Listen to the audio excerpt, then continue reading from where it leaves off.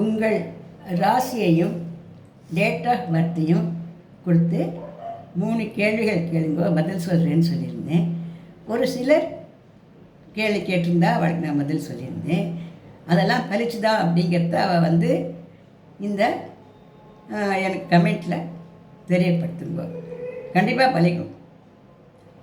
இன்னும் யார் யாருக்கு கேள்விகள் கேட்கணுமோ அவள் தன்னுடைய டேட் ஆஃப் பர்த்தையும் தன்னுடைய ராசியையும் கொடுத்தா நான் அவளுக்கு சொல்ல முடியும். ஒரு சில பேர் தான் கேட்டுருக்குங்கோ, மற்றவளுக்கு என்ன ஏன் கேட்கல, அது எனக்கு ஒரு யோஜனை இருக்குது.